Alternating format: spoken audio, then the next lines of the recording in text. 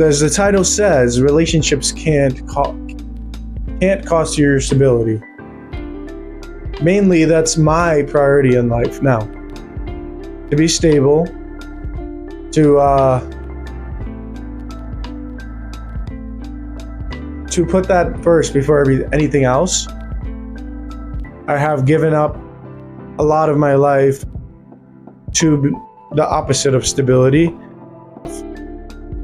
So without further ado, welcome to my channel. If you guys, my name is Mossy. This channel is called Mountain Lion Mindset. It's based on a book I'm writing. The book is a memoir and a guidebook. It's a memoir / guidebook. It's about survival. It's about rebuilding after chaos has already ensued. And let's carry on with the video. Connection is human. We all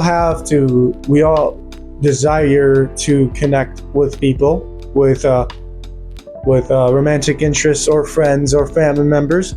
There's nothing wrong with connection. And this video is not about judging anyone about their choice to decide to be more social or be more friendly and make friends. It's about choosing to choose yourself.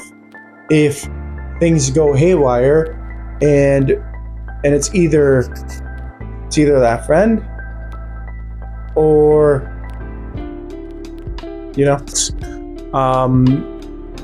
there's nothing wrong with connecting with people and trying to become friends with anybody and flourishing your relationships that already exist. The problem lies when stability is in question, particularly if we want to preserve our mental health. There is times where you need to cut people off. We need to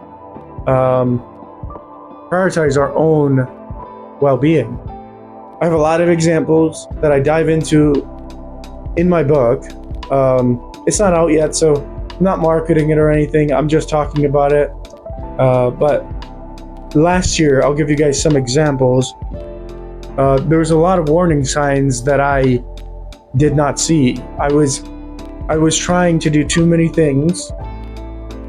I was trying to be the perfect son, be the perfect brother, be the perfect uncle, be the perfect friend.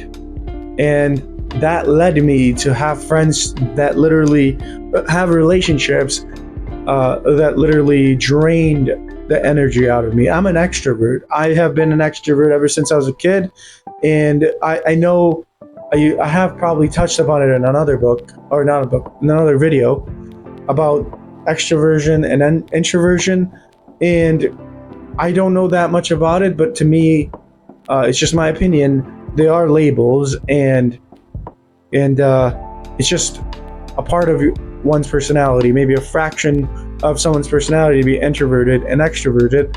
But then that person can become more outgoing depending on what they do, or they can become more secluded depending on what they go through. For me, as an extrovert, I really hated my innate desire to communicate or to socialize with people for a good while last year. I still struggle with it a little bit, but it's not for the same toxic reasons that it was before. Because I have empathy, because I have a lot of energy, and I'm extroverted. I like to communicate or be around people.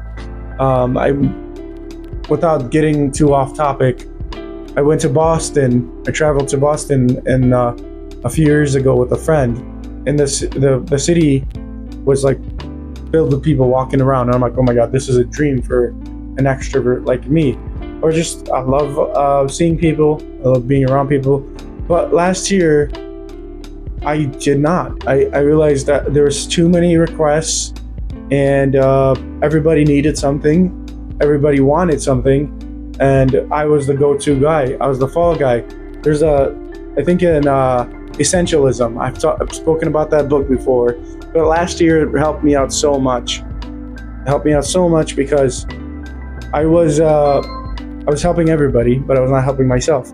And there is when you help everybody, they get used to it. Or when you do things for people and don't accept anything in return, when you start doing things that people expect you to do, you become the fall guy. You become in the book Essentialism. The author talks about the good old guy, the good old person.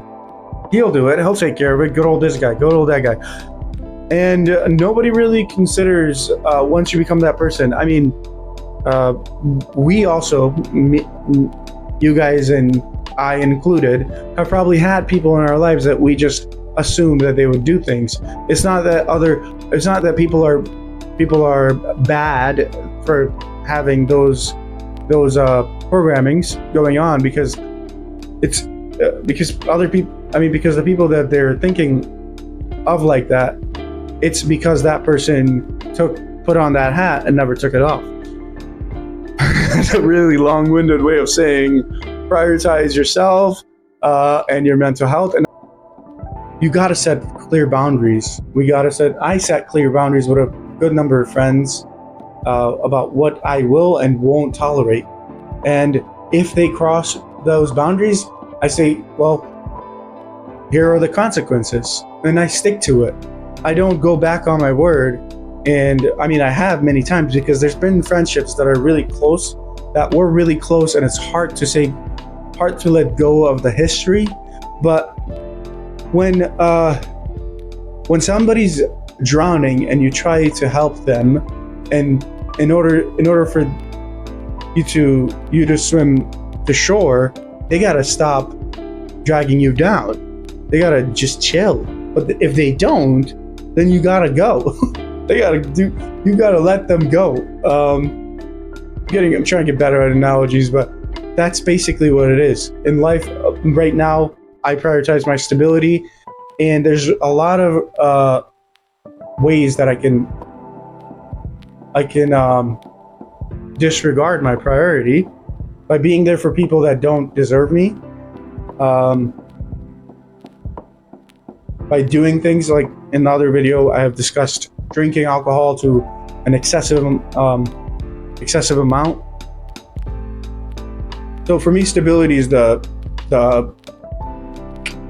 top of the mountain, and I've been here for 5 years, and I have never been stable for 5 years since I discovered I have bipolar disorder. 6 years. I think it's definitely 6 years now. And I've never been there. I would go manic repeatedly for various reasons. And one of them did have to do, a good number of them had to do with relationships and trauma, due to relationships and other people fighting and me getting involved, other people's conflicts dragging me down. So the message is clear. Love should add to your life, not drain it. If someone costs you stability, the price is too high. If someone